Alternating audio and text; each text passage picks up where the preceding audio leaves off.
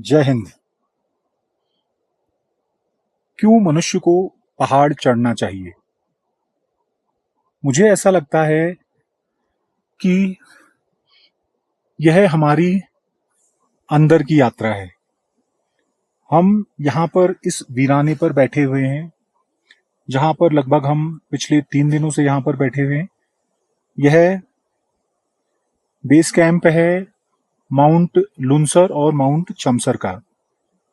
यह height 6000 metre के ऊपर है और मुझे लगता है कि ये सबसे ऊंचा, किसी भी पहाड़ी का सबसे ऊंचा बेस कैंप है।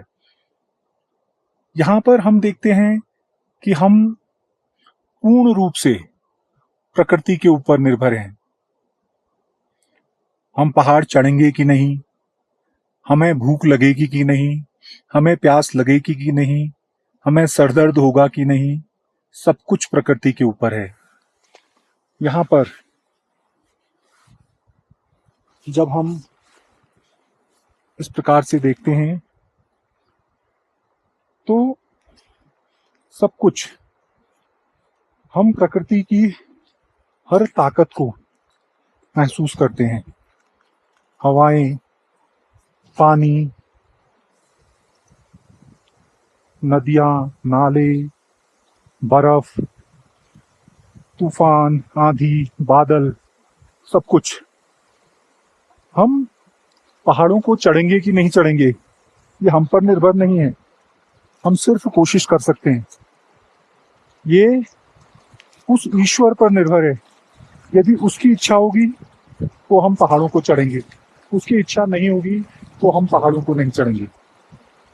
शायद ये हमारी भीतर की यात्रा है। आप देखिए यहाँ पर ये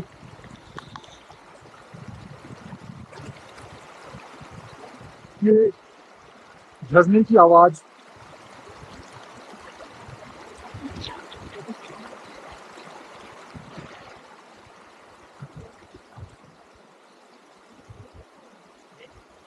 यहाँ पर कोई नेटवर्क नहीं है, यहाँ पर कोई मोबाइल नहीं है, यहाँ पर आपका सब कुछ, आपकी सांसें, आपका भूख लगना, आपका प्यास लगना, सब कुछ उस प्रकृति के ऊपर निर्भर है। इसीलिए यहाँ पर मनुष्य अंदर की तरफ को मुड़ता है और अंदर की तरफ झांकने की कोशिश करता है और तब उसकी भीतर की यात्रा की शुरुआत होती है। भारतीय संस्कृति में भीतर की यात्रा अनेकों प्रकार से है।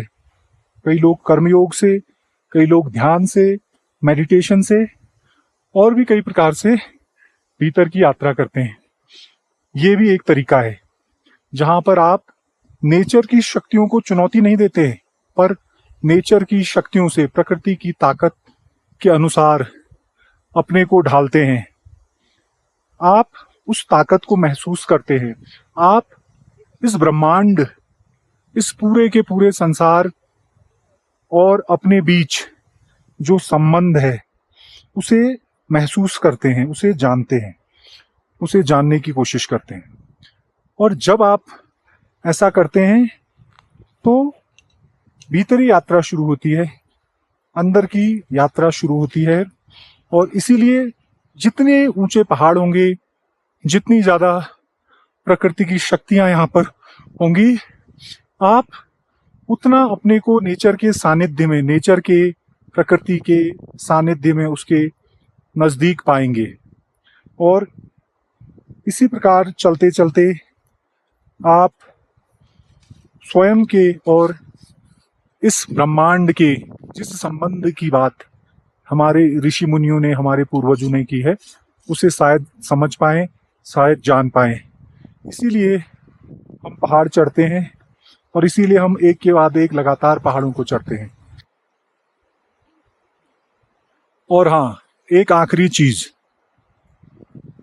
जब हम इन पहाड़ों के पास होते हैं, जब हम पहाड़ों के शिखर पर पहुंचते हैं, तो हमारा संपूर्ण मन, हमारी भावनाएं सब कुछ भर जाती हैं। हमें ऐसा लगता है जैसे हम अपने किसी साथी से, किसी मित्र से जो हमें युगों युगों से जानता है, जो हमारा इंतजार कर रहा था युगों युगों से, हम उससे मिले हैं आज। एकदम मनुष्य की आंखें भर जाती हैं, उसे बिल्कुल ऐसा लगता है जैसे जैसे किसी ऐसे व्यक्ति से वह मिला है जो उसका अपना है और उसका वह इतने दिनों से इंतजार कर रहा था। ऐसे सोकर सोकर look out there.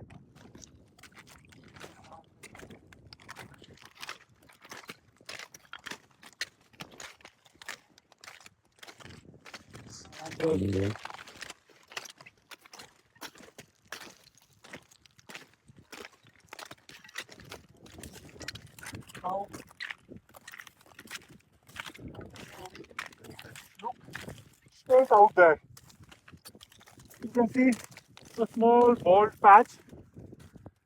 Zoom on that bald patch. On in front of that, you can find a snow patch out there. That is Chamsar. We successfully climbed that on 25th of July 2024 at exactly 10:00 hours. And I'll again say successfully climbed this at 5:10 on 27th of July 2024. And we we feel as if we are meeting somebody who is so dear to us.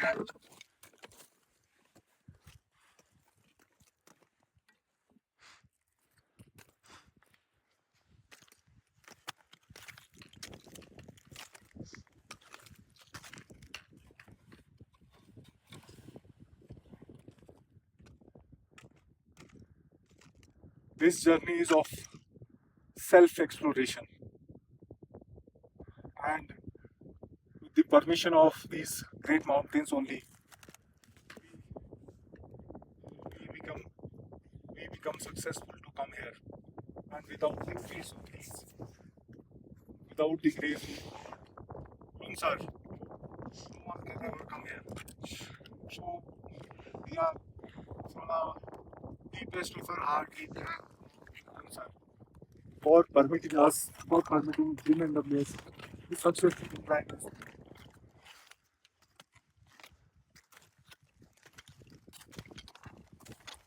Now we'll wait for our team. The other team is about to reach. And, thank you, Ali. Thank you for guiding us to reach here. Thank you very much. Congratulations to you. Congratulations. Thank you. Congratulations. And Sasiraj. Thank you. Thank you. Thank you very much. Thank you. Now we will go from there. And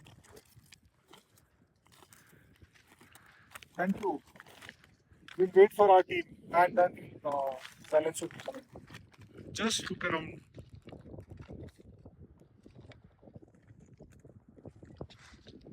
And before you forget, we always say in gym, difficult is done immediately. It is impossible which only takes some time. Difficult is done immediately. It is impossible which takes some time. Thank you. Jai Hind.